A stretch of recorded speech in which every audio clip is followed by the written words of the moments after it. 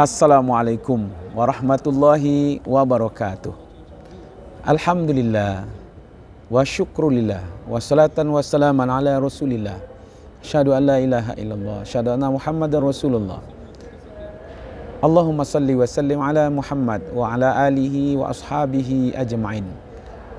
Kita ketemu lagi di satu kajian, yaitu di Masjid Nabawi, yaitu di kotanya Nabi, Madinatul Rasulullah sallallahu alaihi wasallam, yang luar biasa ya, kesempatan yang diberikan oleh Allah Subhanahu wa taala.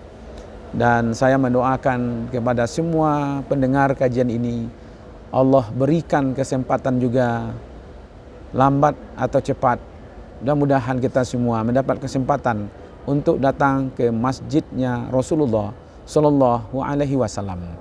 Dalam kajian yang singkat ini, kita akan membahas keutamaan dan apa yang bisa kita dapatkan dengan ibadah-ibadah kepada Allah Subhanahu wa taala.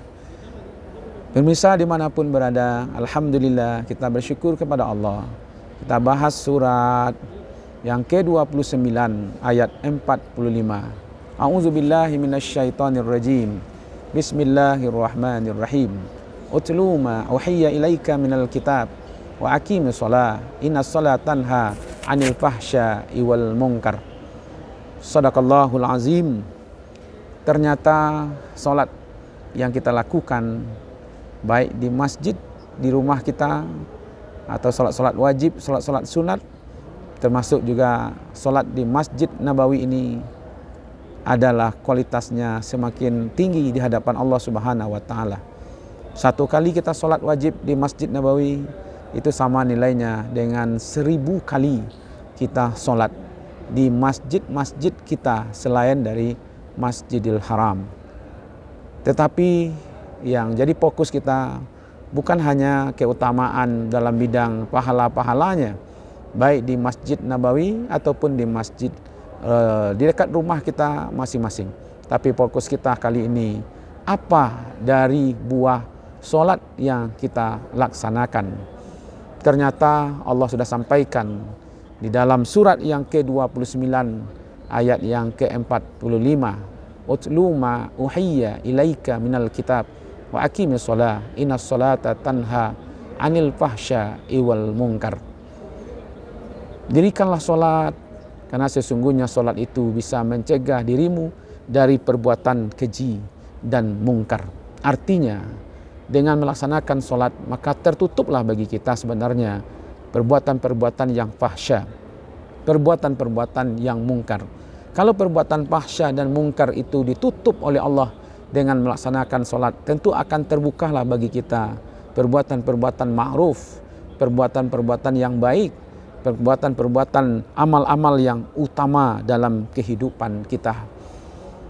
Dengan tertutupnya kemungkaran-kemungkaran dalam diri kita, maka kita akan terjauh dari dosa, dan terbukalah amalan-amalan baik yang akan membukakan kepada kita pahala-pahala yang luar biasa untuk mempersiapkan diri kita tentu menuju kampung yang abadi, yaitu akhirat. Pendengar yang dimuliakan, yang mengikuti kajian YouTube ini adalah orang-orang yang mampu untuk menggunakan solatnya sebagai alat mencegah dirinya dari perbuatan keji dan mungkar. Itu adalah pengaruh dari solat yang mampu dia gunakan untuk mencegah dirinya dari perbuatan keji dan mungkar. Solat bisa mencegah orang supaya tidak korupsi. Solat bisa mencegah orang supaya tidak berzina. Solat bisa mencegah orang untuk tidak mabuk, tidak riba dan segala macamnya, sehingga solat itu menjaga dirinya dari perbuatan fahsya dan mungkar, dan menimbulkan kegairahan untuk banyak beramal baik, beramal soleh dengan tertutupnya perbuatan maksiat dan mungkar itu. Maka dari itu, perbuatan-perbuatan yang baik akan membawa ketenangan batin dalam kehidupan kita. Ala bizikrillah tatma'innul qulub. Ketahuilah, dengan mengingat Allah maka akan terjadilah ketenangan dalam hidup kita. Hati kita akan tenang. Hati itu adalah milik Allah. Maka itu siapa yang bisa memberikan ketenangan ke dalam hati kita adalah yang pemilik hati itu sendiri, yakni Allah Subhanahu wa taala. Maka itu wasta'inu bis sabri was shalah wa innaha lakabiratun illa 'alal khashiin. Jadikanlah sabar dan solat sebagai penolong dalam kehidupanmu. Dan sabar dan solat itu amatlah berat kecuali orang-orang yang kusuk dalam solatnya. Pendengar yang dimuliakan, siapa orang yang kusuk itu? Alladzina yazunnuna annahum mulaku rabbihim wa annahum ilaihi raji'un.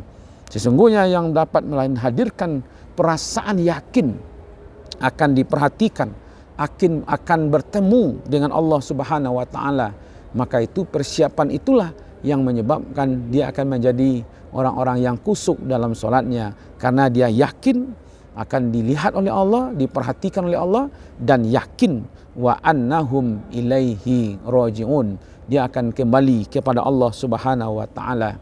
Maka itu siapkanlah diri kita untuk melaksanakan solat yang terbaik, mulai dari pakaian yang terbaik. Khuzu sinatakum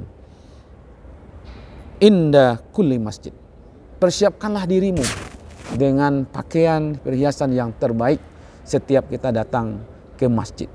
Ternyata untuk bertemu dengan Allah dengan pakaian yang terbaik. Yang terbaik itu ya indah. Yang terbaik itu adalah pakaian dari yang halal, pakaian yang terjamin, yang jauh dari yang haram. Tapi kalau peci kita haram, pakaian kita haram, aksesoris kita haram, maka kita akan jauh dari Allah Subhanahu wa taala.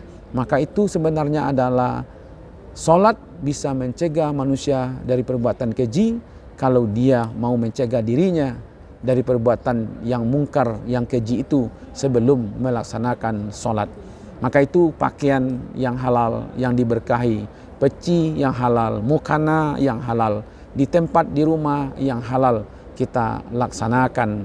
Maka sesungguhnya orang-orang yang menjaga rezekinya, yang dimakan, yang diminumnya, yang dipakainya akan mempengaruh kepada solat yang dilakukan.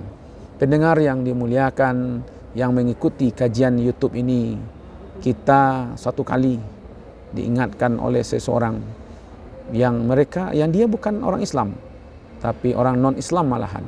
Apa katanya? Kalau seandainya solat umat Islam ini benar, pasti perbuatannya dia akan benar. Kalau solatnya benar, maka pekerjaan sehari-harinya juga benar. Kalau solatnya tidak benar, maka pekerjaan sehari-harinya juga tidak benar. Kok bisa demikian? Ya kan? Karena kalau dia solatnya benar di hadapan Tuhannya, di hadapan Allah, maka kemanapun dia pergi, pasti dia akan bersama Allah. Maka perbuatannya juga benar, karena Allah selalu bersamanya. Innallaha alaikum raqibah. Tapi kalau solatnya saja tidak benar, maka perangainya di luar solat pun juga tidak akan benar. Kenapa? Di hadapan Tuhannya saja, di hadapan Allah saja dia tidak benar, apalagi di luar dari solatnya, karena dia tidak yakin kepada Allah. Maka itu buah dari solat adalah mencegah manusia yang solat itu dari perbuatan keji dan mungkar. Tertutuplah kemungkaran-kemungkaran, tertutuplah kekejian-kekejian, maka Allah akan bukakan amal-amal terbaiknya, amal-amal solehnya, amal-amal yang berlipat ganda nilainya. Salah satunya adalah untuk datang ke rumah Allah yang satu ini, yakni Masjid Nabawi yang begitu luar biasa di Munawarah atau Madinah Munawarah, di kota yang penuh cahaya ini. Mudah-mudahan kita semua yang sudah memperhatikan solat, yang mencegah dirinya dari perbuatan keji dan mungkar, dan terbukalah amal-amal kebaikan, insya Allah kita semua diberi kesempatan oleh Allah, diundang oleh Allah Subhanahu wa taala untuk datang ke rumahnya yang mulia ini, yakni Masjid Nabawi. Terima kasih. Wabillahi taufiq wal hidayah. Wassalamualaikum warahmatullahi wabarakatuh.